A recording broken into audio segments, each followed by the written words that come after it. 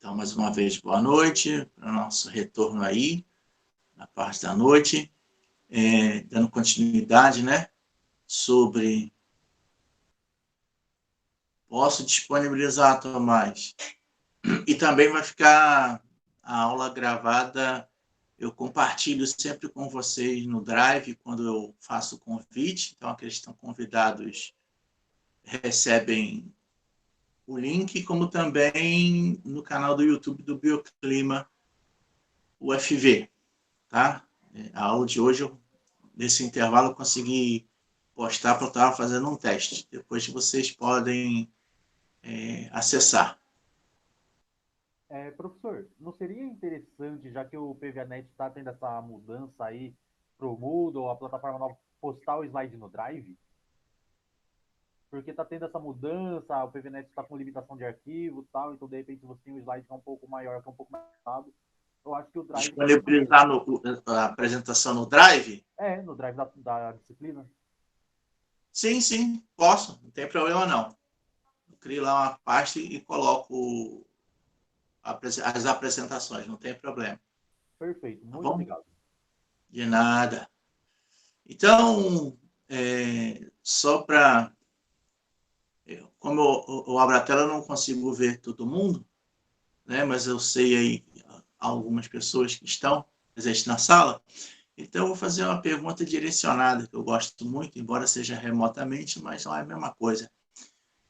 Gabriela, os domínios morfoclimáticos, de certa maneira, fazem parte do conhecimento geográfico escolar, né?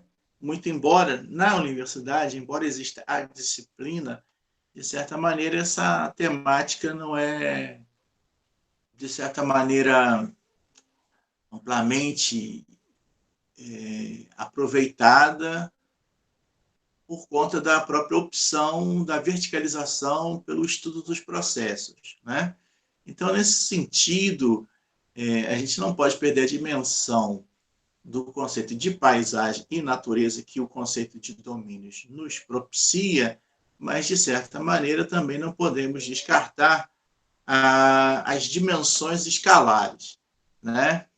Então, nesse sentido, a utilização dos domínios morfoclimáticos no ambiente escolar ainda favorecem a compreensão do conceito de natureza ou mais atrapalha? Gabriela.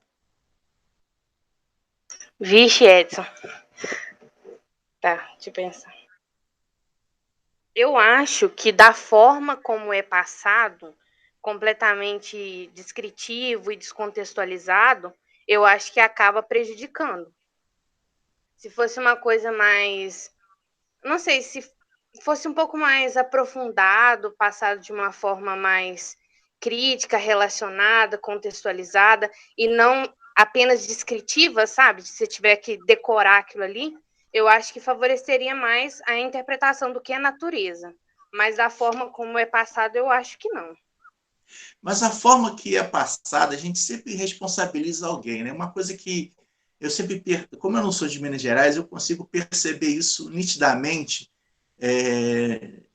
que o fato de, por exemplo, de eu ser migrante, qualquer coisa que se relacione a algum equívoco ou erro, sempre o nativo responsabiliza o estrangeiro, né? O mesmo aplica-se a vocês quando estão presentes em Viçosa, né? Qual é o problema de Viçosa? O problema de Viçosa são os estudantes, arruaceiro, fazem festa toda hora, faz barulho, né? Fazem bebedeira. Mas e o lado positivo? Agiliza, potencializa o comércio, as vendas, ou seja, é um ruim positivo, de certa maneira. Então, quando a gente coloca na conta que o problema do conteúdo perpassa pela descrição, isso tem a ver com a contextualização que é feita pelo professor, mas também isso tem a ver com o seu processo formativo, mas também com a estrutura na qual ele se insere. Não é isso, Gabriela? Sim. Não, o que eu falei não é uma questão de responsabilização do professor. Eu acho que talvez tenha passado essa impressão, mas não é só isso, sabe? Acho que a forma como a gente passa tem uma interferência, mas também é questão do interesse. Eu acho que eles já estão tão acostumados com estudarem esse tipo de conteúdo de forma descritiva e acabarem memorizando tudo, que às vezes nem se interessam. Então, acho que é um conjunto das coisas, de tudo, sabe? Mas quando você fala que eles estão, eles quem? Os estudantes, os alunos também, né? Mas isso se insere no processo formativo também? De nós como professores? E quanto estudantes, por exemplo, os alunos da universidade são mais afeitos a estudos descritivos e, por isso, reproduzem uma descrição? Eu E, acho por que isso, as sim. aulas se tornam descritivas? Eu creio que sim. Por exemplo, eu não sei se todos da sala compartilham desse pensamento, mas muitas vezes, quando o professor da universidade ele inova em algum conteúdo, a gente acaba falando, ele é muito chato, porque você não senta da aula e fica só nisso. Às vezes as pessoas elas ficam muito presas a só essa questão de exposição, aí quando chega em sala de aula, vai dar aula e reproduzem o que sempre viveram, entendeu? Acho que Sim, pode terminar. Não, eu acho que eu tô ficando meio embolada, mas essa ideia da formação que a gente tem, e quando a gente chega em sala de aula, a gente não consegue fugir disso. Se a gente teve professores que, de certa forma, apresentaram esse conteúdo de forma descritiva, não inovaram em nada, quando a gente chegar em sala de aula, a gente não vai saber como passar de uma outra forma. Eu acho que dessa forma, desse jeito. Tá. Vamos tornar agora mais complexo o negócio. Nós estamos vivenciando, assim, eu sei que 90% da turma, de certa maneira, vai trabalhar com magistratura ou a um nível fundamental, médio ou até mesmo universitário. Não há como fugir de uma realidade que está posta. Mas, de certa maneira, a questão do tempo e interesse influenciam no ordenamento do pensamento e no planejamento do docente. Né? São duas coisas importantíssimas. A teoria do significado do aluno, que é do Ausubel, diz que a gente tem que começar pelo interesse do aluno. Sim. Eu tenho minhas reservas, porque, assim, o aluno, de certa maneira, qual é o interesse dele? Sempre vai estar restrito ao lugar. Como eu amplio esse horizonte? Né? E a gente trabalha com a geografia, a gente lida com essa questão. Nem todos são interessados em conhecer outros lugares, a maioria, eu diria. Né? Por exemplo, no meu tempo de estudante de ensino médio, a minha janela para o mundo era um programa que se chamava Flash, na Bandeirantes, com a Mauri Júnior. Não sei se vocês conhecem. Era um programa que mostrava o mundo. Né? Não tinha esse papo de internet, não tinha esse papo de computador, não tinha canal aberto, era só TV, não tinha, por exemplo, esses canais que temos hoje em TV fechada, só tinha TV em canal aberto, e muito do que se critica, por exemplo, hoje a Globo, por ditar, moldar o pensamento do brasileiro, de certa medida, as outras emissoras também o faziam, não era só a Globo era uma emissora com maior poder econômico. Hoje, com essas novas tecnologias, mais informação se chega. E, por incrível que pareça, mais desinformação também se chega. Né? Então, se alguém fala para você que a geografia não serve para nada e, por isso, o novo modelo de ensino médio favorece a melhor compreensão e a geografia deve ser, por sua vez, uma disciplina retirada da grade curricular do aluno, é uma informação que pode ser angariada, abraçada por várias outras pessoas, principalmente aquelas que não são militantes da ciência geográfica. Né? Então, de certa medida, qualquer espirro pode virar uma tuberculose, né? Nesse mundo da desinformação informacionada, né? Ou inflacionada, como quiserem falar. Por conta disso, a pedagogia, a didática sempre fala da necessidade do melhor entendimento para a apresentação do conteúdo para o aluno. Mas se também não há o interesse por parte do aluno, não há significado. Se não há significado, não há apreensão. E se não há apreensão, perde-se tempo, né, do professor e do aluno. Mas, como tornar um conteúdo árido, e aí, no caso, eu coloco a questão dos domínios, que não é um conteúdo árido, mas eu diria até mesmo que quase que descritivo ao extremo, no sentido de... aqui está passando... no sentido de favorecer a descrição de paisagens, faz com que seja desinteressante até mesmo o processo de formação. Então, de certa maneira, as imagens estão correndo aí com vocês? Porque aqui no meu computador elas estão voando. Ainda está parada. Tá parado aqui a imagem. Pois é. Eu não estou entendendo aqui, mas... Agora andou. Está correndo aqui na minha tela, eu não entendi. Vou voltar aqui de novo. Professor, você conseguir dar um Oi. F5 também? Fala, Marco. Dá um F5 aí para aumentar a tela.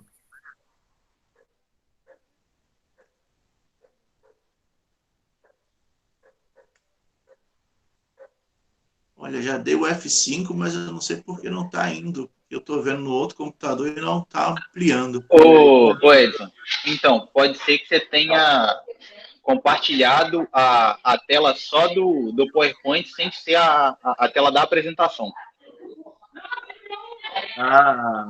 Entendi. Eu vou interromper, então.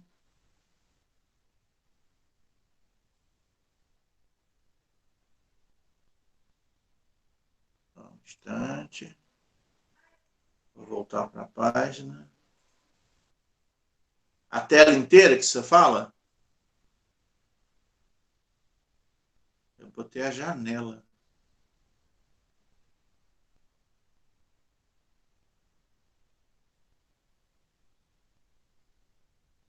Deixa eu ver se agora vai. Agora foi. Foi. Então, quando a gente fala dos domínios, principalmente nessa questão dos domínios morfoclimáticos, temos por hábito sempre focalizar no nosso lugar. Por isso que eu comecei com a Gabriela provocando a questão do aluno e a questão do saber em relação ao seu lugar. Mas se o conceito ele vai além do seu lugar, é necessário a gente enquadrar esse lugar dentro de um contexto máximo que é o nosso globo. E no caso das zonas morfoclimáticas, e assim como outros conceitos, não só um autor pensou e se debruçou sobre a preocupação de elaborar uma espacialização do fenômeno, né? Tricart, que é um cara que é o responsável, um dos responsáveis por uma grande contribuição à geografia brasileira, só lembrando, para quem não sabe um pouco da história do pensamento geográfico, Tricart foi o cara que arranjou uma bolsa de estudos para o Milton Santos ir para a França, né? E ficar lá no exílio, né? Ele foi exilado, aí o Tricart que fez a costura para que ele pudesse ter uma bolsa de estudo. Então, isso passa desapercebido, mas Tricart era um indivíduo, era um geomorfólogo, né? Da Universidade de Paris, e mesmo assim reconheceu a habilidade e a qualidade de Milton Santos e teve essa contribuição. Senão, volta à questão de bolsa, né? Ou seja, se não houvesse uma bolsa de pesquisa para o Milton Santos, ele não iria para a França, ele não escreveria o Geógrafo do Terceiro Mundo, ele não escreveria toda a sua base teórica posteriormente, após a experiência de ter convivido lá com os franceses, né? Mas Tricart veio ao Brasil e foi estudar geomorfologia da região do semiárido e ficava em Salvador, na Federal da Bahia.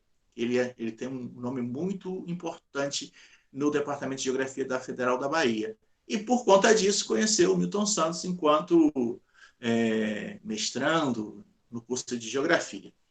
E Tricart, por ser geomorfólogo, né, ele trabalhava com a ideia da paisagem natural e dos domínios morfoclimáticos. E veio estudar aqui os pediplanos na região do Agreste para o sertão nordestino.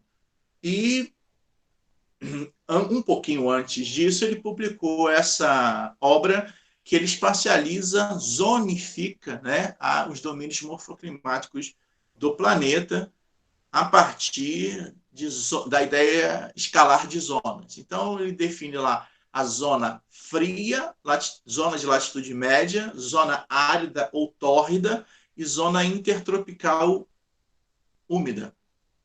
E dentro das zonas, os domínios, né?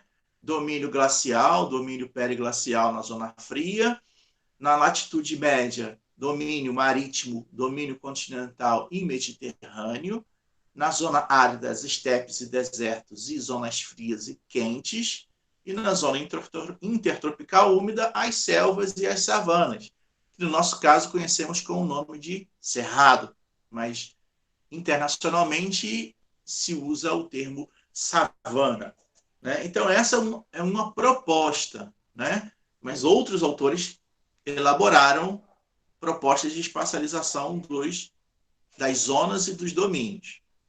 Mais uma vez, é o mesmo mapa, mas agora um pouquinho mais apresentado no sentido de ter uma melhor identificação dessas regiões, né? Essa paisagem espacializada bebe muito da ideia também do conceito de região, ou seja, separar áreas homogêneas, né, com características homogêneas, ou seja, uma região onde quase tudo se assemelha. Essa concepção do conceito de região, embora alguns pesquisadores em geografia digam que o conceito de região não seja um conceito geográfico. Mais uma vez, por conta da crítica do poder do Estado, ou seja, quem se utiliza do conceito de Estado, o conceito de região, é o Estado-nação.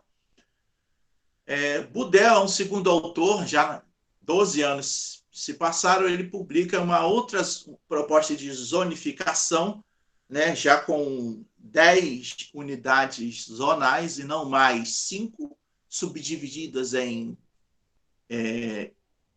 10 domínios, mas, se você reparar mais uma vez, as latitudes definem essa zonificação, ou seja, as zonas de temperatura que vão aumentando ou diminuindo, vão, de certa maneira, propiciando essa diferenciação e criação de paisagens distintas, certo? Para você verificar uma outra proposta de espacialização de Budel. Aqui os quadros os quadros de caracterização, que vocês vão ter acesso depois, mas que mostram as características do que se definem essas regiões, né? A temperatura, a precipitação e a característica morfológica. Então, assim, o elemento clima e o elemento forma, relevo, um relacionado ao outro, né? E por isso que se cria a facilidade de vinculação da característica a um determinado domínio. E daí, essa descrição, por sua vez, ela é apresentada, ela é exigida dentro de um contexto descritivo, né? Até mesmo as questões de seleção de concursos, elas são descritivas. Então, a forma de ensinar acaba sendo influenciada na medida em que a reflexão sobre a utilização e a apropriação desses domínios não é, no caso, exigida. Então, por isso que, às vezes, o ensino se torna repetitivo, porque, assim, muito daquilo que se ensina também se baseia naquilo que se exige, né? Que são os processos seletivos. A gente está falando que vocês já fizeram o Enem, mas a mesma coisa pode ser reproduzida numa seleção de mestrado, numa seleção de concurso público, para uma prefeitura, para um governo de estado ou para um órgão ambiental. Por isso, fica-se essa roda viva. Mas, independente disso, é importante que tenhamos em nossas mentes que essas paisagens, que são geossistemas, enquanto método, enquanto teoria, são dimensões escalares apropriadas de acordo com o interesse do indivíduo, né? E aí nós estamos na escala de domínio, mas, de certa medida, na escala do geossistema e nas escalas inferiores, como geótopos e geofaces, vamos, de certa maneira, interagir com esses domínios e temos que ter a consciência de que quais características esses domínios têm para identificarmos fragilidades e potencialidades e não ficarmos apenas no campo da descrição, e sim trabalhar com a ideia de processo propositivo de interferência, de modificação dessa paisagem. Caso contrário, não haveria sentido de você compreender as características de um ambiente. Mas isso não quer dizer que você não vai encontrar outras seduções no meio do caminho, né? Por exemplo, eu trago para você um livro do Bailey, Robert Bailey, né? Ele é um geógrafo, mas ele trabalha não com o conceito de domínios, mas o conceito de ecorregiões, né? E ao lado da capa do livro, você tem ele chama não de zonas morfoclimáticas, mas ele chama de zonas ecoclimáticas. E aí ele divide em 4 zonas ecoclimáticas. Se você perceber, não há tanta diferença espacial. E se você olhar um do lado do outro, você vai ver que o maior detalhamento dos domínios morfoclimáticos se deve muito em função das próprias faixas de transição, né? Por exemplo, no deserto do Saara, se você observar, você tem uma faixa de transição ao norte e ao sul, que seria aquilo que a gente conhece também com o nome de Sahel, né? Que seriam a faixa de estepes, antes mesmo de você chegar no cerrado, na savana, né? O mesmo se aplica, por exemplo, uma outra característica que aparece mais nas zonas morfoclimáticas é a questão não só da vegetação, mas também a questão da paisagem em si. No que nas zonas ecoclimáticas do Bailey ele chama de tropical úmido, é mais homogêneo, é mais liso, enquanto quando você observa na África, você tem uma zonação, uma divisão em função da ocorrência de paisagens climatobotânicas muito mais definidas, muito mais aparentes, né? Ele considera a questão da linha do Equador, que seria a floresta, essa floresta ao sul e ao norte cercada por uma savana. Essa savana, antes de chegar aos desertos da parte norte e sul da África, você tem as estepes e depois o próprio deserto, né? É o continente que mais didaticamente apresenta essa variação zonal. Enquanto nos ecoclimáticos, a característica climática predominante é que define em si, sem ter tanta diferenciação da paisagem ao nível desse detalhe, até mesmo porque se está caracterizando o clima, muito mais em função da paisagem, em função do clima, do que dos outros atributos. Mas é uma outra proposta de identificação das paisagens naturais no globo, né? Ecozonas climáticas, enquanto nós iremos abordar as zonas morfoclimáticas, né? Continuando, os domínios, de uma maneira geral, consideram todos esses elementos da natureza, como até mesmo o Túlio colocou na aula anterior, né? Ele falou hidrografia, geologia, mas vamos colocar aí geologia dentro do pacote de solo, relevo, vegetação e o clima.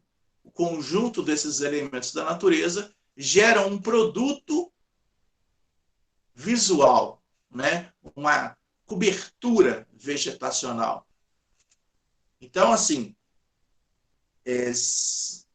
hoje a gente escuta falar muito de unidades ambientais, né? Não sei se vocês já tomaram ciência dessa terminologia, mas também existe um outro termo chamado unidades geoambientais. Se você for lá na geologia, o que é unidade geoambiental? É unidade de paisagem controlada pela geologia, né?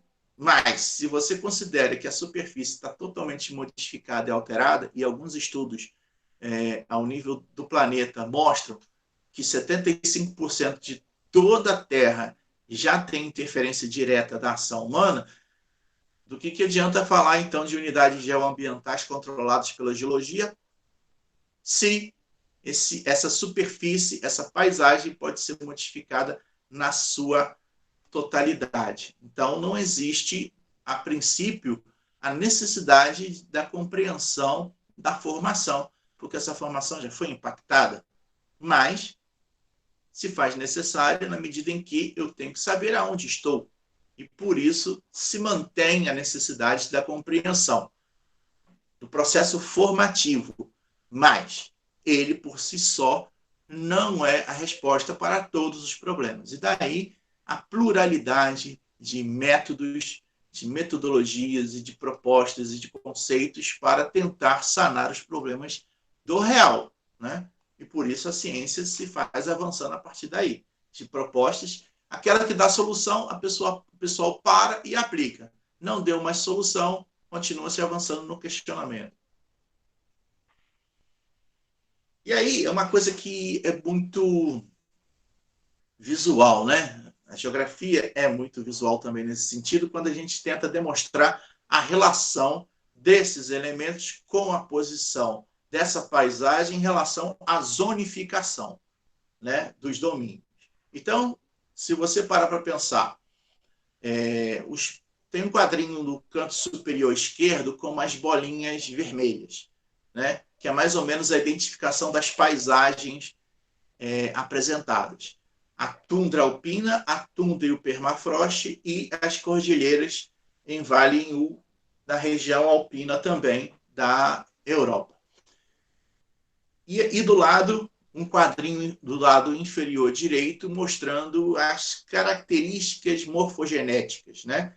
O sistema morfogenético glacial e periglacial, né? O glacial nas regiões polares e o periglacial em relação com a paisagem de gelo, mas não mais na região polar. Os agentes responsáveis por essa modificação: o gelo, o vento, a temperatura e o canal fluvial. Os processos geomorfológicos presentes nessa paisagem, né? Erosão glacial, solifluxão, que é um movimento lento de deslocamento da encosta, vertente abaixo. Meteorização física, que significa intemperismo físico, né? E efeito débil da corrente de água. Efeito débil da corrente de água o canal fluvial, ele fica mais tempo congelado, mas quando ele degela e aumenta a sua velocidade, o seu processo erosivo volta a fazer efeito. E as características dessa paisagem, né? Paisagem nas formas de moraina, nas formas de leque aluvial, polimento glaciário, ou seja, os vales em U, uma influência da forma de deslizamento dos blocos de gelo e das camadas de neve ao longo do tempo, que vão alargando os vales, e dá esse formato em vale em U. Ou seja, os processos relacionados à geomorfologia em determinadas posições de latitude no globo geram paisagens características ao longo dessa mesma latitude. E isso gera uma facilidade de apreensão do entendimento da paisagem e da compreensão da localização geográfica dessa paisagem. E daí facilitar a descrição e a criação de algo generalista, ou seja, de uma, eu vou dizer, de uma lei universal que explique a formação daquela paisagem que se encontra em outros lugares, né? Lembrando que a ideia da lei geral perpassa por uma perspectiva positivista, né?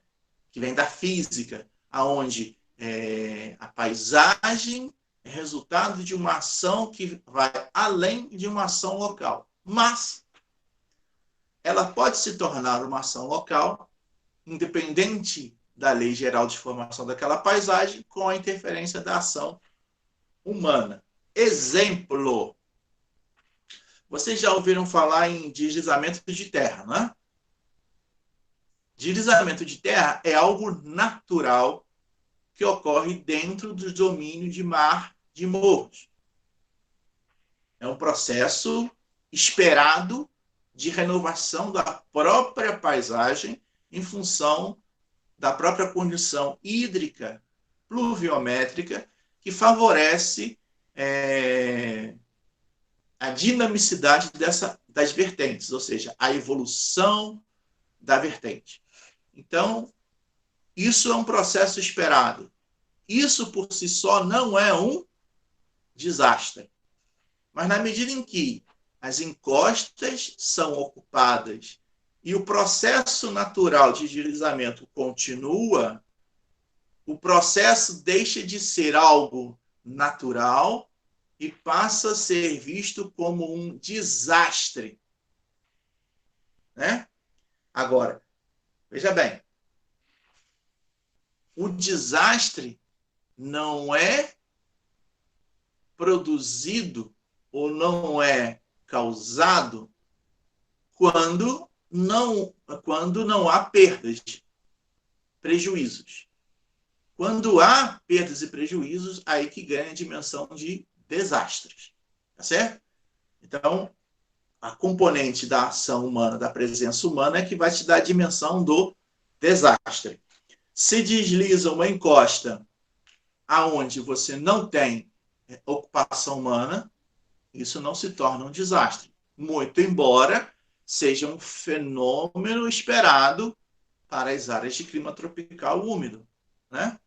Agora, quando esse processo se acelera demasiadamente e pode impactar a rede hídrica do lugar, né, causando um represamento momentâneo do canal fluvial e afetando, por sua vez, o abastecimento de água de uma comunidade, isso já se torna um problema.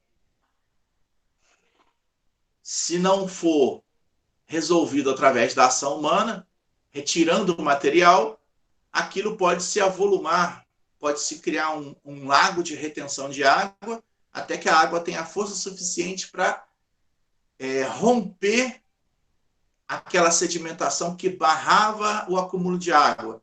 E aí causando um outro problema, ou seja, a água descendo com mais força, causando outros processos erosivos, como enchente, inundação, alagamento, né? Mas tudo relacionado a essa dinâmica natural.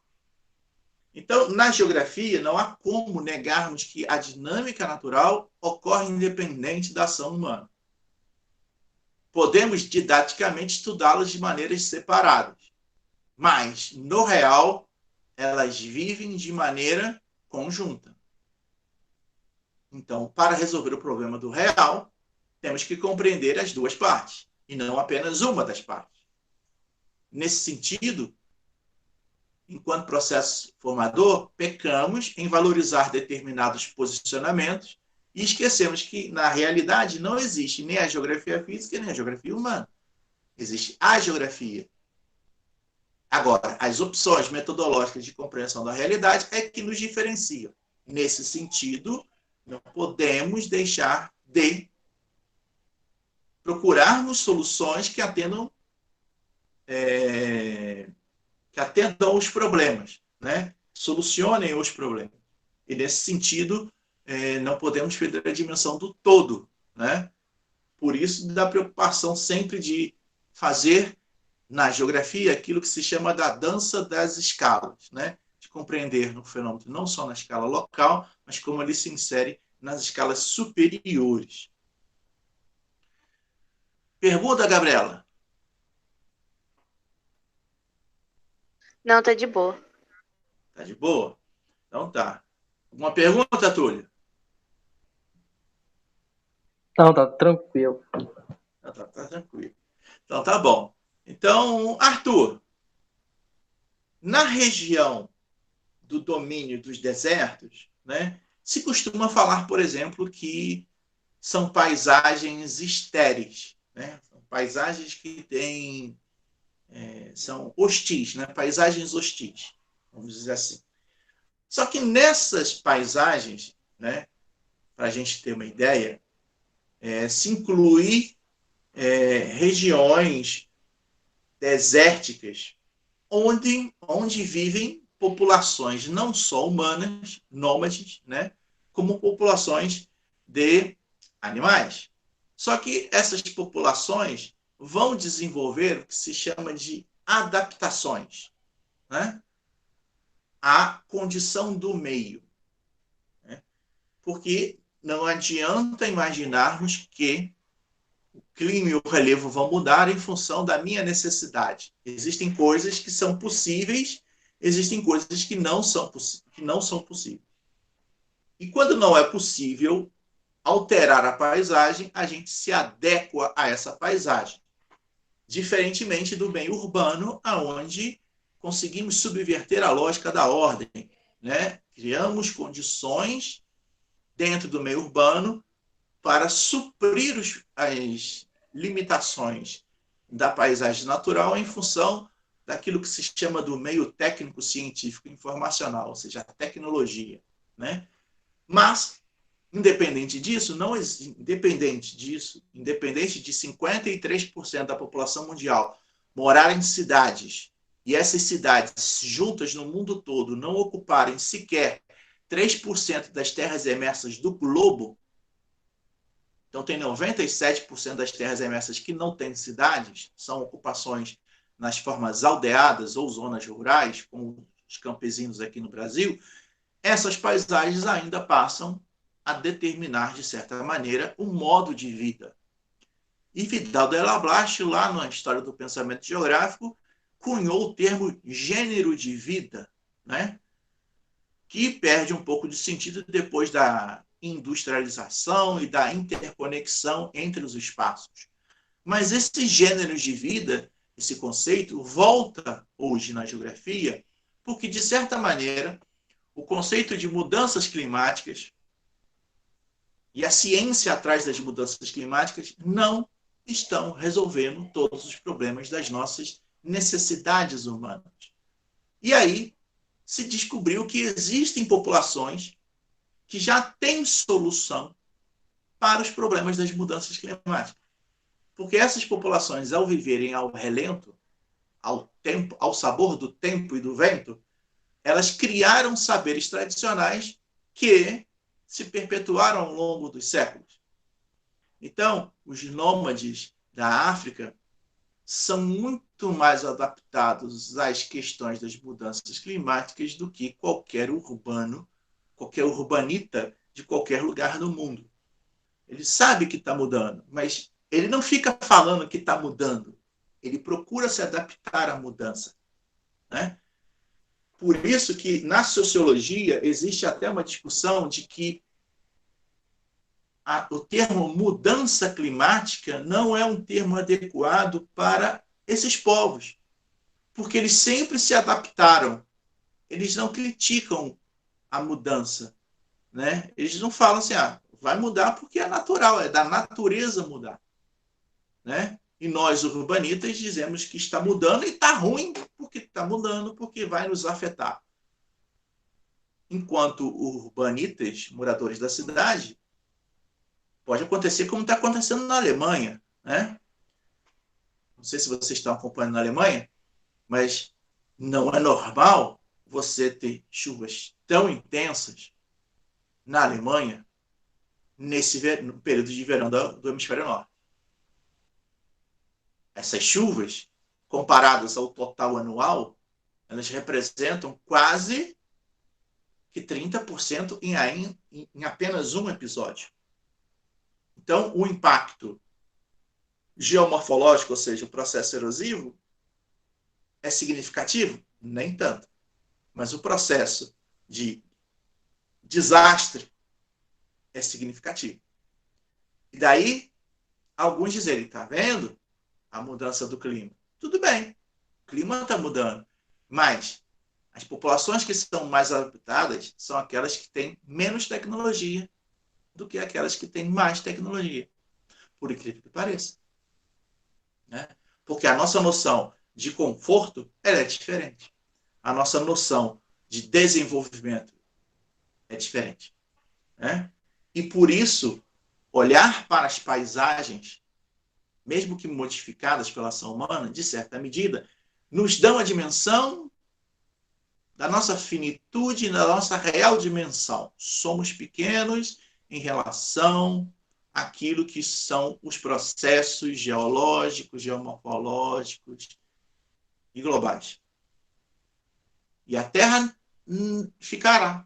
Agora, enquanto espécie humana, talvez a gente possa entrar no 6º processo de extinção global que nós estamos já anunciando através do nosso comportamento, né? A gente praticamente só consome 6 tipos de grãos, não consome outros mais. Quem consome faz parte de um grupo que tem uma outra visão sobre o mundo e, de certa medida, politizamos a nossa própria existência. Ou seja, o nosso padrão de vida está ideologicamente vinculado a um modo de enxergar o mundo. E não conseguimos mais solucionar problemas. Mas, quando a gente olha esse tipo de paisagem, nós nos defrontamos com problemas reais que, muitas das vezes, o nosso conhecimento não é adequado, porque é um problema do dia a dia, é um problema diário. Né? E aí, algumas expressões populares que se mantêm ao longo do tempo, o nordestino é antes um forte, né? E por aí vai, são vinculados muitos à questão da hostilidade da paisagem, ou seja, da rudeza, da dificuldade de se manter e de sobreviver nessas paisagens. Meio tropical, como você pode observar, a chuva e os rios são os agentes mais importantes nessa dinâmica da paisagem, e as questões vinculadas às vertentes e às planícies, né, são mais impactantes, porque são nessas áreas onde a ocupação humana vai ocorrer em maior dimensão. Né?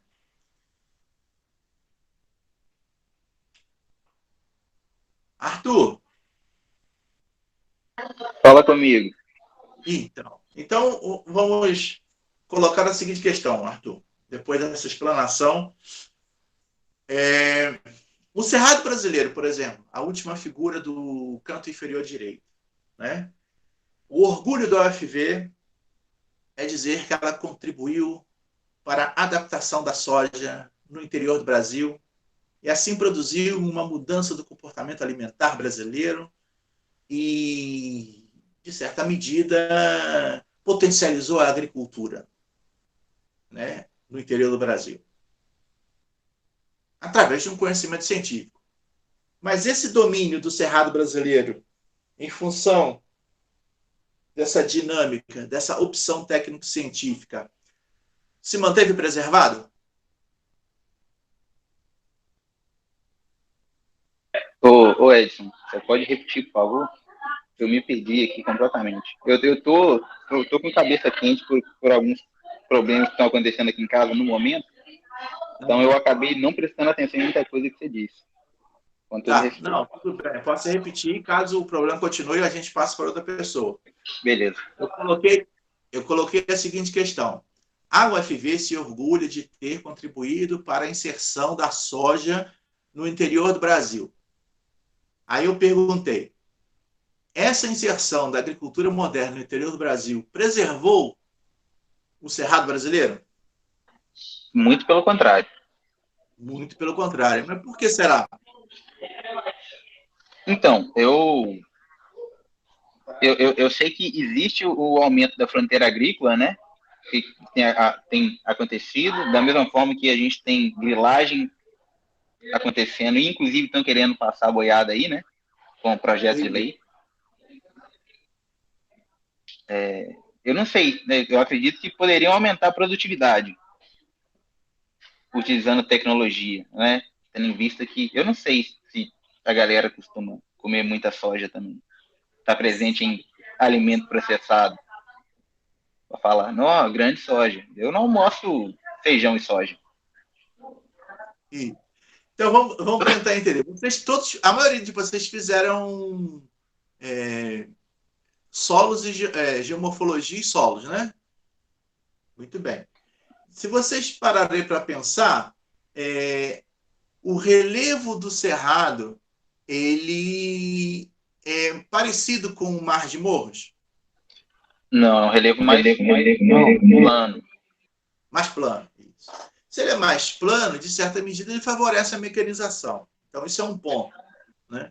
Você não faz mecanização em área montanhosa, a não ser alguns loucos aqui da Zona da Mata, que eu já vi trator correndo em costa de 45 graus de declividade, né? Mas, assim, eu não sei o que ele vai produzir, mas já vi trator fazendo isso. Então, isso favorece a mecanização. 1. 2. Existe um limitante, que é o solo. O solo é ácido, mas isso foi corrigido por tecnologia, né? Que se chama utilizar o calcário. Esqueci o nome do processo, Calagem? mas é colocar calcário. Calagem? Diga, Gabriel. Processo de calagem, não é? Isso. Colocar lá o calcário para diminuir a acidez. Beleza. Só que existe um problema associado a essas duas tecnologias. A gente fala do ser humano que é um viciado, né? Alguns são viciados em beber, outros são viciados em fumar, outros são viciados em comer, mas o solo também é um viciado. Porque quando você usa agroquímicos, ou se você preferir dizer agrotóxicos, quando você usa na produção de uma lavoura, no próximo cultivo, você não vai usar a mesma quantidade de agroquímicos ou agrotóxicos que você usou na lavoura anterior. Você tem que usar mais. Então, na medida que você usa mais, a lavoura se torna mais cara. Então, qual é a solução do agricultor moderno, aristocrático colonial do Brasil? Para gastar menos, agricultura de precisão, novas terras. E, por isso, a fronteira avança. Por quê? Se ele continuar usando a mesma área ao longo do tempo, a produtividade cai e o custo aumenta. Por isso que a fronteira do Brasil continua migrando em direção ao norte do país. Então, o solo, por sua vez, se torna um poço sem fundo. Se você usa X quilos de agrotóxico no ano que vem você tem que usar X mais 1, no outro ano, X mais 2, e assim sucessivamente. Isso encarece a produção. E para reduzir o custo da produção, você incorpora terras novas. Porque a terra antiga vai dar menos produtividade. Então, quando o Brasil fala que bateu um recorde novo de produção de soja, a informação que é dada para você é o valor total. Mas se você fizer a conta dividindo a área de cultivo, talvez esse valor esteja diminuindo ao longo do tempo. Ou seja, a produtividade esteja diminuindo e não aumentando. Mas a produtividade, se não me engano, se eu não esqueci em matemática, é produção total dividido pela área. E não a produção, apenas a produção. Mas quando você vê lá no jornal, só aparece o valor da produção e não a área. certo? Então, nesse sentido, o nosso próprio conhecimento é o causador do problema. Porque a apropriação que é feita, ela é patrocinada pelo Estado. O Estado permite. Porque a inserção do Brasil na economia mundo é através das commodities, não é através da indústria. O setor secundário, né, é através do setor primário. Ou seja, nós estamos ainda no período do Brasil colônia.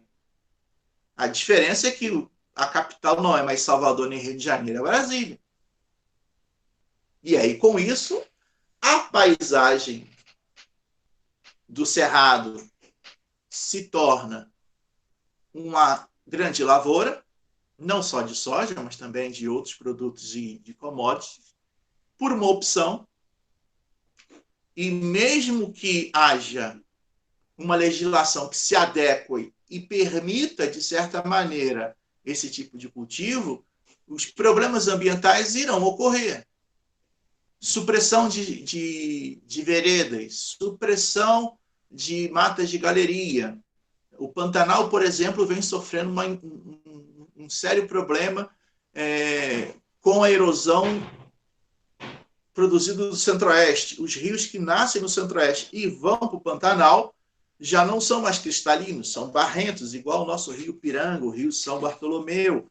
Então, isso já afeta uma outra área que tem na economia turística o seu potencial econômico. E aí causa outro problema. Né? E como se desvincula um problema na medida em que a nossa agricultura é responsável por 60% da exportação brasileira e 45% do PIB. Como mexe nisso? Então, o problema da paisagem natural não é só da paisagem, mas da incorporação que é feita por essa paisagem através dos sistemas produtivos, né? E esses sistemas produtivos são vinculados à legislação. Legislação nossa que é muito elogiada, mas que vem passando por um processo de modificação para atender interesses vinculados ao setor produtivo que não está muito preocupado com preservação. Mas aí eu fico pensando, no dia que acabar o recurso solo, o recurso vegetação, será que a gente vai invadir a Bolívia, o Paraguai, a Venezuela, a Guiana? Porque, assim, a floresta está lá do outro lado também. Se a gente destrói a nossa, será que a gente vai invadir o outro terreno do vizinho? No Paraguai, grosseiramente, a gente já invadiu, né? Os produtores de soja do sul do Brasil compram terras no Paraguai e produzem.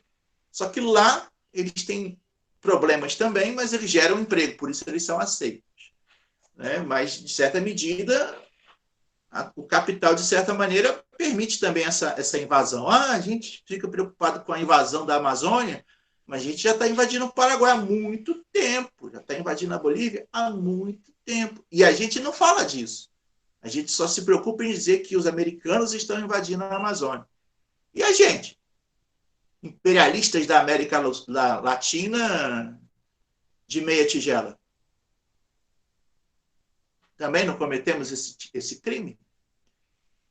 O Brasil, que a gente tanto fala que cresceu na era Lula, cresceu através dos projetos latino-americanos, tentativa de construção de uma rodovia do Peru até Manaus, que não foi para frente, os empréstimos da Venezuela, que a princípio se diz que o Brasil estava perdendo dinheiro, na verdade não era perdendo dinheiro, era uma tentativa de, na verdade, criar um canal para se comprar petróleo barato e também fazer geopolítica, ou seja, tomar conta através do capital e não através da apropriação de território. Mas essa política se abortou. Nós agora estamos na ideia do isolacionismo, né?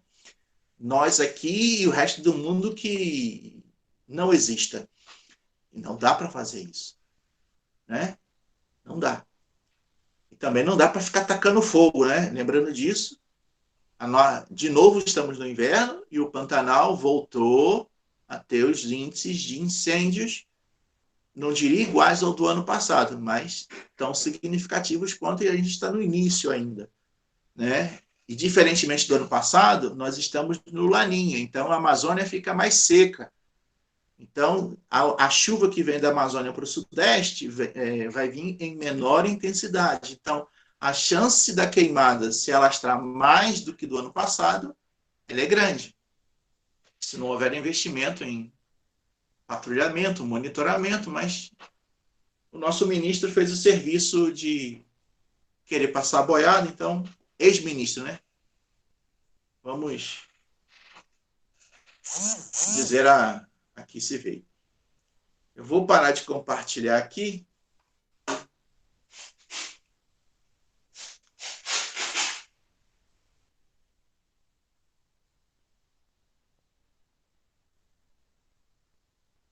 Deixa eu achar onde está aqui parar a apresentação. E voltamos.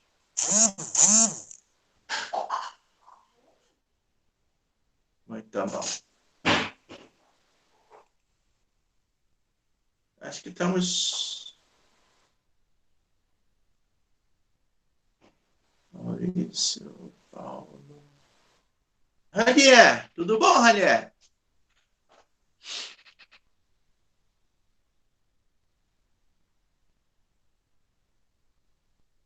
Você está aí, Ranier? Pode falar?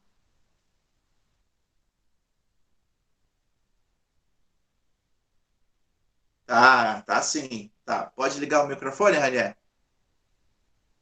O microfone está zoado. Então, eu vou escolher outro. Ian Costa, seu microfone está zoado também? Não, o meu não está zoado, não. Então, tá bom. Então, Ian, voltando a falar sobre a questão das avaliações, como eu tinha prometido, né? Já consegui atingir aí a meta do que nós iríamos falar nesse primeiro encontro. Peço até desculpas de estar ocupando esse horário também, porque nesse horário da noite eu vou reservar para que os monitores possam auxiliá-los nos trabalhos. Mas nessas primeiras semanas eu vou também utilizar para adiantar o conteúdo, de certa maneira, e já preparando as atividades. Então, Ian, eu tinha falado que nós não iremos fazer avaliação escrita, a prova escrita. Porém, eu falei do uso dessas geotecnologias, né? Então, por conta disso, né, o que nós iremos traçar de estratégia? Eu tenho verificado que existe cada disciplina tem um grupo, cada disciplina tem um podcast, cada disciplina tem um canal, tem um Facebook, e eu estou ficando, assim, não estou conseguindo gerir isso tudo. Então, eu vou canalizar toda a produção e tudo que nós gerarmos de produto em algumas plataformas, mas vinculada ao Bioclima, ao laboratório que eu coordeno. Né? Então, Ian, o que muito me preocupa é o fato de nós tentarmos estabelecer estratégias para ter a necessidade da leitura e, ao mesmo tempo, mostrar o resultado. Então, diferentemente da avaliação circunscrita em sala de aula, nós não divulgamos aquilo que realmente aprendemos, né? E uma coisa que eu tenho verificado é que quando o aluno é responsabilizado pelo conteúdo que ele produz, parece que existe uma mão invisível sobre a sua cabeça que faz com que ele se torne mais responsável, mais do que quando se ele estivesse realizando uma prova escrita. Porque quando está no domínio da internet, aquilo vai estar vinculado ao seu nome, né? Então, ele se responsabiliza por aquilo que diz. Então, automaticamente, isso se torna até mais exigente, né? O aluno se torna mais exigente na medida em que ele vai ser avaliado não só pelos seus pares, por aqui presentes. Então, nesse sentido, nós vamos utilizar algumas plataformas como o Instagram para divulgarmos os nossos, não só divulgarmos, mas como apresentar o trabalho, né? Então, por exemplo, em vez de eu querer que você faça uma avaliação escrita sobre os problemas e as potencialidades de um bioma, você pode fazer isso através de um post e postar no Instagram. Então, você não vai gerar papel. Ao mesmo tempo, aquilo que você produziu vai ser visto pelos seus colegas e todos os colegas vão ter acesso à visualização e aqueles que você compartilhar, tá certo? E eu vou avaliar através daquilo que também está disponibilizado na rede. Então, não gera papel para mim, não gera papel para você e tudo fica armazenado num único ambiente que a gente pode acessar. Não só eu, mas outras pessoas também. Fui claro, Ian? Foi muito claro, professor. Muito bom, Ian. Então, além do Instagram, existe uma outra plataforma, eu não sei se você conhece, chamada Padlet. Conhece? Conheço. Tá. Padlet. Eu ainda não criei ainda, mas entre uma aula e outra, de hoje, eu falei que semana que vem vocês já vão apresentar a escolha do conto do livro do que é Ser Geógrafo, do Aziz Absaber. E aí eu imaginei, vocês vão apresentar aqui na sala, até mesmo para as pessoas conhecerem. E por que essa estratégia? Porque eu não fiz uma apresentação hoje, ou seja, eu não mostrei, não pedi para vocês se apresentarem. Fazendo que vocês leiam o livro do Aziz Absaber e identifiquem o perfil do conto que vocês gostaram, vocês já automaticamente já estarão se apresentando, ou seja, você já estará apresentando a sua característica, a sua personalidade a partir da escolha do texto. Então, vai ser uma apresentação contextualizada, né? Não vai ser o Ian. Oi, gente, eu sou o Ian, vocês me conhecem do primeiro período e acabou. Tá certo?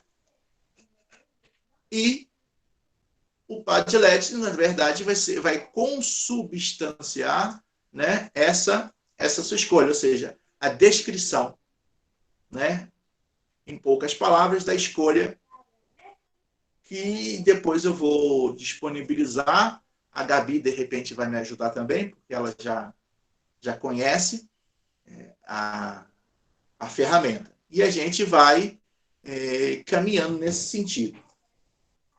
Então, além do Instagram, além do Padlet, do programa que eu acabei de falar, mas agora eu já me enrolei, nós teremos, ao final do semestre, a produção. Vocês vão se dividir em grupos, vocês vão criar vídeos. Então, a nossa grande avaliação, né, que nós iremos finalizar o semestre, será a produção de um vídeo sobre um determinado domínio.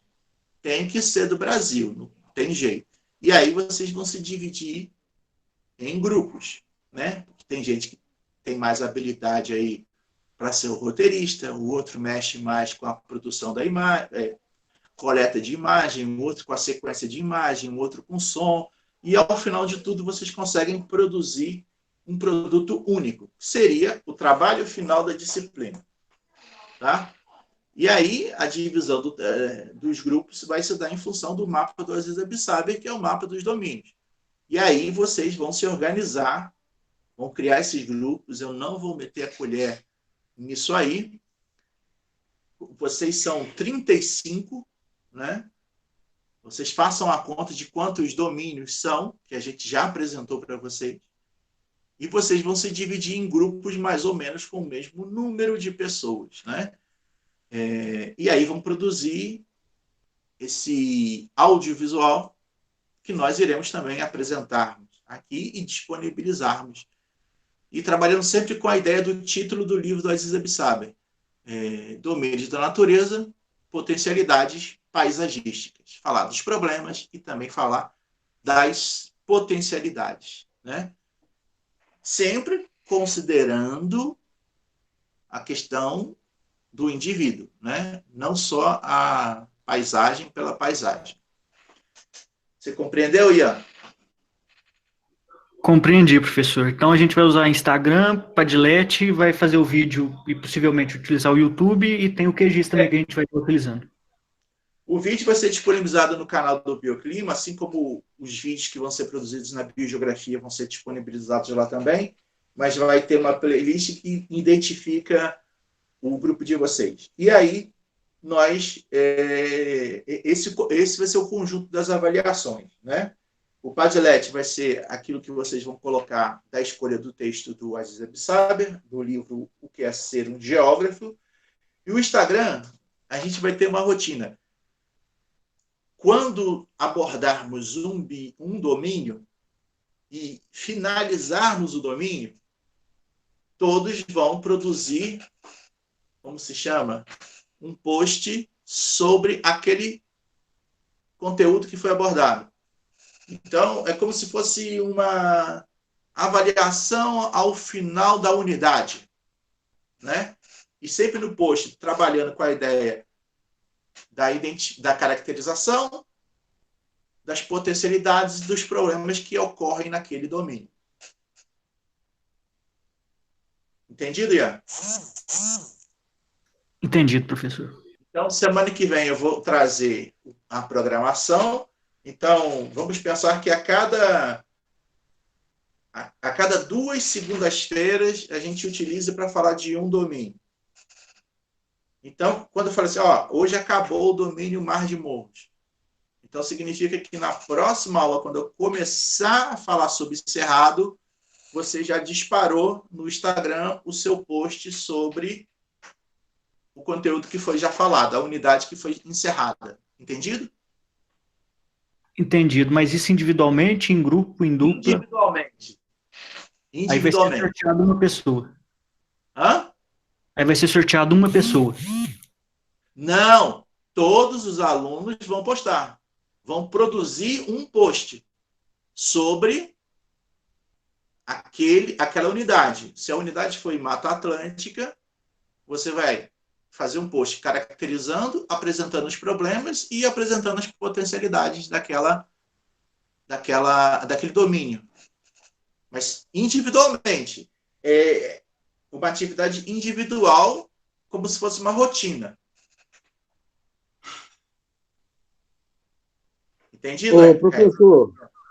Fala, Tomás. E quem não tem Instagram? Você não tem Instagram, não, Tomás? Tem, não. Então, o post é geralmente uma imagem. Você pode submeter, pode me enviar que eu posto. Ok. O mesmo para quem, os outros aqui que não tiverem, podem fazer esse mesmo expediente que o Tomás abordou. Professor. Quem falou? Pode ir, gente. A dúvida é a mesma. A dúvida é a mesma. Fala, a gente estava pensando em qual perfil que a gente ia fazer isso, porque a gente teria que ter acesso, né? Seria no nosso perfil mesmo? Professor, eu sugiro que se faça... Fala. Eu iria fazer uma oficina, né? Desse tema, assim, dessa metodologia, né? Na última disciplina de estágio. E aí eu sugiro que se crie, então, um Instagram da disciplina, e aí que todos os estudantes consigam ter acesso a ele, né? Através do login e da senha. E aí pode se fazer lá. No final da disciplina, a gente acaba com o Instagram. Ou se mantém também, não sei. Tá. Que carrossel, Ranier? Como o seu fone está desligado, pode ser, Marco e Geise,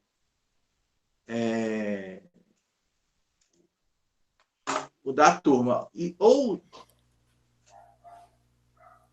Já tem um Instagram do Na Rota Bioclima, Céu, professor? quando tem mais de uma foto, tá? Pode ser também.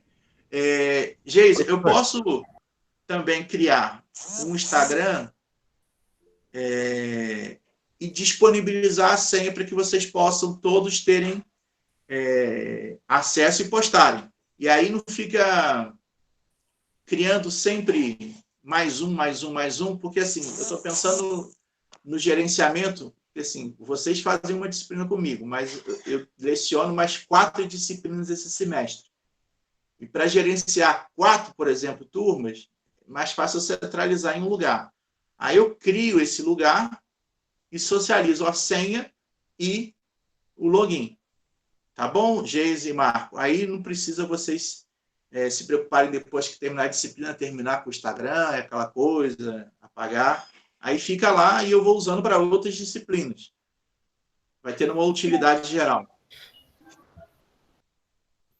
Eu estava pensando que já tivesse até o Instagram do Bioclima. Não, ainda não cheguei nesse avanço tecnológico. Talvez essa semana eu alcance essa dimensão. Exatamente. Aí já é um impulso, hein? Já é um impulso. Olha só isso. Professor, Fale. Mas Gabriel. já que a gente está falando disso, você já não pensou em usar o que foi criado para a turma de clima do período passado? Porque ele tá lá parado depois que acabou a disciplina. Tá, eu posso mudar o nome daquele negócio? Pode. Tá, então eu falo com você no chat e a gente faz isso e continua por lá, para não ficar também inventando a roda toda hora, né? Obrigado aí pela lembrança. Porque muita gente saiu, né? Aí por isso que eu meio que abandonei a ideia. Mas a gente pode fazer isso aí, Gabriel. Mais alguma pergunta? Mais alguma questão? Não, professor. Quer dizer, assim, tá? Se puder fazer um roteiro sobre essas atividades aí, eu agradeço muito. Sim, não. O plano, quando eu entregar semana que vem, vai ter esse roteiro, você vai saber quando você tem que fazer, quando você vai ter que postar. E ao final, né, a distribuição também dos pontos pelas atividades. Né? Na educação remota, a gente se preocupa em chegar ao final com o mesmo número de alunos que iniciou. E muitas das vezes o uso da ferramenta tecnológica remota gera mais trabalho, às vezes, e gera muito mais, como eu posso dizer, desânimo do que o presencial. Que, de uma certa maneira, 50% da responsabilização da matéria cai em cima do colo de quem está fazendo. Enquanto no presencial, esse percentual diminui significativamente. Mas vamos tentar resolver os problemas que vão surgir ao longo do caminho, porque eu sei que vão surgir. Quem tiver algum tipo de problema pode me chamar pelo privado, para que a gente possa tentar amenizar o problema em si, com problemas de entrega de datas, entrega de trabalho, resolução de problemas, ou o entendimento, o monitor não conseguiu ajudar, pode perturbar, né? Quando eu falo perturbar no bom sentido, de contribuir aí na formação de vocês. E não esqueçam, na verdade, a gente tem que trabalhar de uma maneira coletiva. Eu sei que grande parte dessa turma eu dei aula em biogeografia, então eu conheço a carinho de vocês em grande parte, e sei que vocês são muito... interagem bastante, tem uma amizade interessante. Para que isso possa, caso tenha algum tipo de problema por algum aluno, por algum desânimo, alguma desistência, alguma outra coisa qualquer, a gente possa se ajudar a se manter. Não é fácil, né? Eu sei que é complicado, e aquela coisa, vocês estão tendo uma experiência de educação à distância e vocês podem depois avaliar se isso gerou bons frutos ou não. Mas, de certa medida, aumenta-se o desgaste e a preocupação com parte do próprio aprendizado, né? E isso causa uma tensão no aluno, né? Não só no professor. E daí a necessidade de tentar achar uma velocidade aonde um navio de menor velocidade possa acompanhar os demais, né? Lembrando que a frota é determinada pelo menor navio e não pelo maior navio, tá? Então estamos chegando aqui ao nosso final do dia de hoje. Espero que os senhores possam ter tido uma melhor compreensão. Vou passar o post da aula de hoje aí no Google Drive, para quem não veio, né? E quem levantou a mão? Maurício, pode falar. Alex, só para confirmar aqui a dúvida do colega ali, se eu posso, no caso eu não tenho Instagram e Facebook, se eu posso estar enviando, né, os trabalhos por e-mail, ou se você prefere por um outro caminho, enfim. Não, se você não tem, você pode enviar para mim o post que eu posto na mídia para você, sem problema, tá? Ou se você quiser pedir ajuda a algum colega que está fazendo disciplina também para postar, não tem problema. Agora, nesse caso, eu peço só que você identifique no post e coloque o seu nome também. Até mesmo porque às vezes o nome do Instagram da pessoa não é o nome da pessoa, né? É uma outra coisa, um avatar. Então, no post de vocês, por favor, coloquem os seus nomes para a gente identificar quem fez e quem não fez, né? Mas em todos os casos, eu posso enviar por e-mail para você o post, né? Pode sim. Perfeito, obrigado. Tem a Gabi aí também, ó, tá no chat aí. Eu posso colocar para ela. Também você aí. Uma mão na roda. Exato. Tá bom? Vamos, então, mais uma vez finalizando, e semana que vem a gente se encontra nesse bate-horário, bate-canal, esperando já ter realizado a seleção dos monitores e apresentar os monitores para vocês também. Túlio, quer falar? Sim, então, eu estava pensando sobre esse tipo de metodologia. Eu acho que seria mais interessante, ainda mais para as pessoas que não têm a rede social, de montarem em um documento em Word com a foto e relatar sobre o que está sendo pedido. E aí seria colocado num Drive esse documento, e aí, como espero eu que tenha monitores, né, eles poderiam ter a função de pegar esse texto produzido pelos alunos e a foto, e apenas eles postarem, porque senão talvez tenham muitos problemas de todos nós termos a conta, e de uma forma de dar menos trabalho para todo mundo aqui. Tem o problema também de, às vezes, não conseguir logar, dependendo de algumas circunstâncias que pode haver. E aí essa é uma proposta. O link do Drive talvez pode ser esse da nossa disciplina. Na bio do Instagram, quando eu abro o Instagram, que tem o meu perfil, eu consigo colocar esse link. Aí quem que for postar, entra no link e posta esse documento.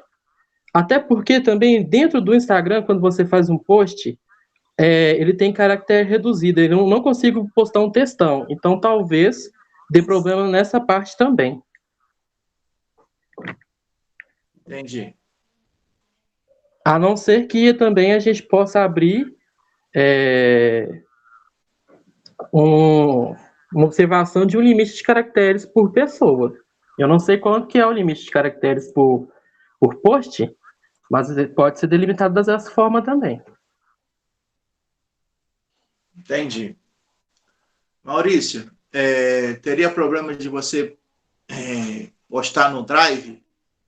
E aí a gente pegaria por lá? Tranquilo. Aí fica assim, quem for pegar não tem esse problema de não viu o seu e-mail, esqueceu, aí vê lá no Drive e fica lá, tá registrado que você entregou, né? E isso para os demais também. O Ian falou aí 2.200 caracteres, né? Isso não dá, sei lá, 2 parágrafos. Realmente não é muita coisa, mas não veja bem, a ideia do Instagram é para que se poste mensagens diretas, não é a gente fazer um texto reflexivo grande, mas passar uma imagem, como vocês falam, um papo reto, né? Onde você diga diretamente aquilo que você quer comunicar, usando a imagem, usando poucas palavras. E não sei se, de repente, se você quiser exprimir outra coisa que não seja só a escrita, mas também a música, eu sei que o Instagram tem como também associar o post a um fragmento de música. Também é uma possibilidade. Tá? Mas a gente vai aperfeiçoando e, no caso, aqueles que têm mais conhecimento podem ir ajudando, compartilhando o conhecimento. Tá bom? E no mais, até a próxima semana. Agradeço mais uma vez. Né? Continuamos aí com o quórum alto, acima dos 30. Esperamos chegar a isso em novembro com isso também. Tá bom?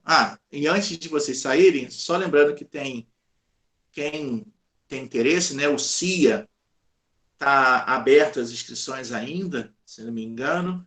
Quem quiser participar, é um evento da UFV, que vai ser em outubro, setembro, e é uma oportunidade também, até dia 29, o Marco está colocando, para que vocês, se quiserem participar, eu sei que alguns aqui são residência pedagógica, outros têm iniciação, outros são PIBID, então, uma forma de motivar e movimentar vocês a participarem. E no mais, quem não tiver aula, pode ir lá acessar no canal do YouTube a página do canal da SBPC, que está rolando a palestra de abertura do evento. No mais, um abraço a todos, boa noite, até segunda-feira. Até mais, pessoal. Boa noite, galera. Boa noite, galera. Boa noite, Brasil. E tá rolando uma aula magna também.